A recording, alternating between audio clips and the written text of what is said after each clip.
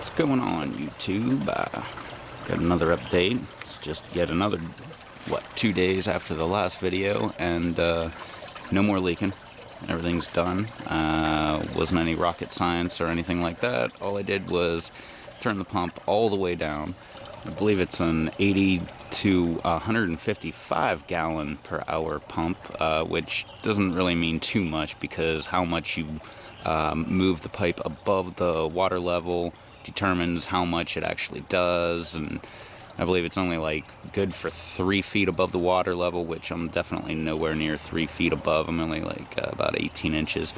But I turned it all the way down, jacked up this side just a little bit. I took down a lot of the braces, just put that little one in there, and then over there I've got a piece 3/4 inch pipe, and the very next one I've got a 1/2 inch piece pipe, and that was it. Just let everything else go. That end there's nothing there, and nothing on this end or there, and it just drains right back in.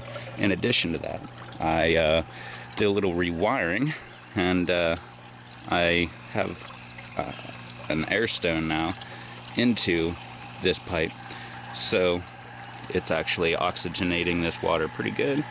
So this sucker has a nice looking root mass there, still a little dirt on there, but that's working pretty good. And the reason I got that to actually start working, because I only had 3 outlets for the longest time, and that's the main reason I made this video. I also went ahead and in the beds I added some more rock, filled it all up. This is nice and high. It actually slopes down a little bit. That's because you get all your water coming in on one side and it's going through and everything. This one's not so much a big deal because these are pretty shallow roots on the strawberries. But over here we have a lot of extra root mass that was left over from last time. And as you can see, it's kind of overflowing, even though I jacked up the rocks and built it up, a nice little incline and everything. Still going. I got some tomatillo seeds over there, a tomatillo, and figured I'd go ahead and plant some of those. And as predicted in this bed, I've only had the arugula pop up when I redid the rocks. It's actually pretty far down in there. You can just barely see it sticking up. So I'm kind of hoping that will help it out a little bit. That way it'll actually force it to start growing through all the rocks and get a little bit taller, because it's pretty much came up. I made a video about it and it hasn't moved the size. But like I said, last video, water quality is not that great. But the main reason of what I did was I installed a new outlet center, I guess you want to call it. I've got my extension cord coming in, and I use this one. It's a square D disconnect box. I really hate them. They're not the best application because this disconnect at the very top is so hard to pull in and out. I've broken them. I've replaced almost every one I've come across because they are horrible. Actually, I like this style, this Midwest style. They actually have a really nice, easy to pull disconnect, but we're not using it for a disconnect today. I was just using it for an outlet center. Like I said, I put in 2 outlets.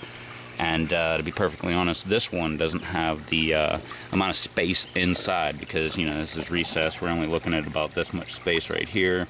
Couldn't get 2 outlets in there, plus the plugs and everything, and moving it all around. But this one was wide open because normally there's just a big, like an cutout right here at the very top where the disconnect is.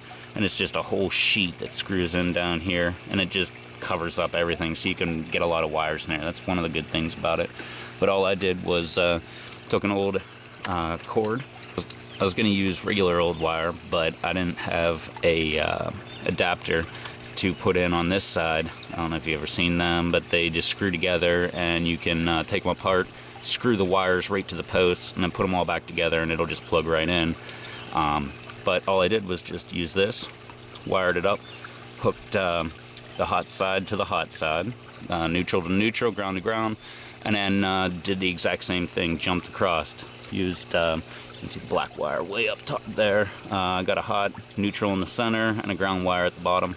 If you know anything about electricity, they're pretty, it's pretty easy to hook up 110, 220 and all that stuff, but this is just 110, little tiny application that I'm going, because I think I'm only pulling like 3 amps or something on this entire thing, so it didn't have to be high amperage or anything like that. I'm only using 14 gauge wire right here, and that's it. I mean, pretty much what you see is what you get, but now I actually have a little semi-waterproof case, and this sucker actually closes up. And what I always do, I rearranged my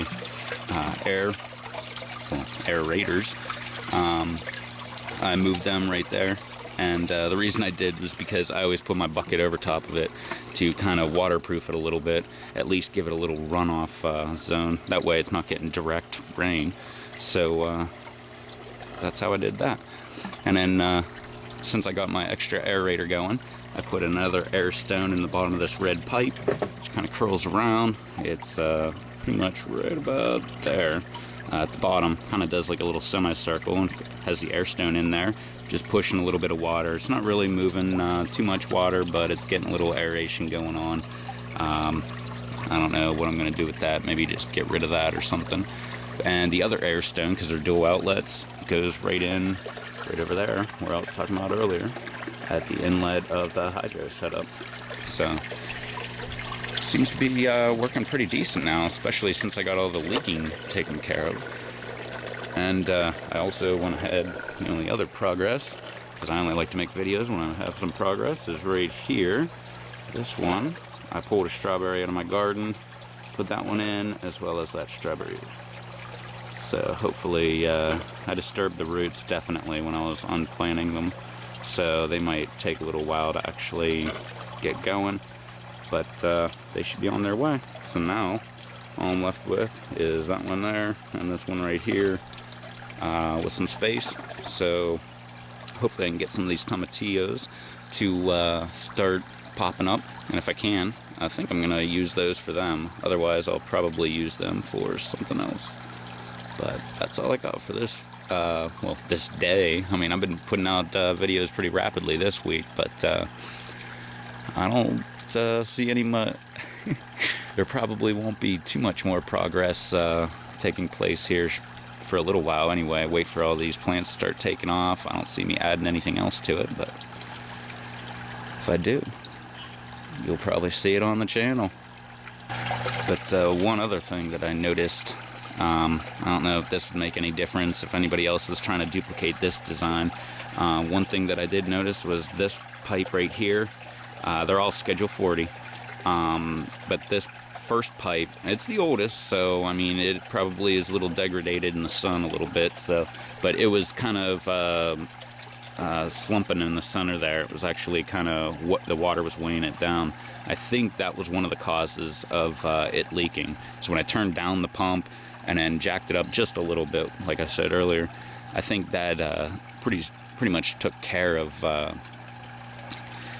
that problem. And actually I just saw a drip right there, but that was the first drip I've seen all day, and this has been running like this for about 2 hours now. And yeah, the one thing I wanted to mention, because this one was actually slumping a little bit. This one kind of looked like it was as well, but this one was not. And I'm believing it was because of the coupler in the center. I really, I don't normally make sure that they're really in there. I just kind of put them in and maybe give them a little tap. These ones, I took a rubber mallet and beat them in real good because I didn't want any leaking.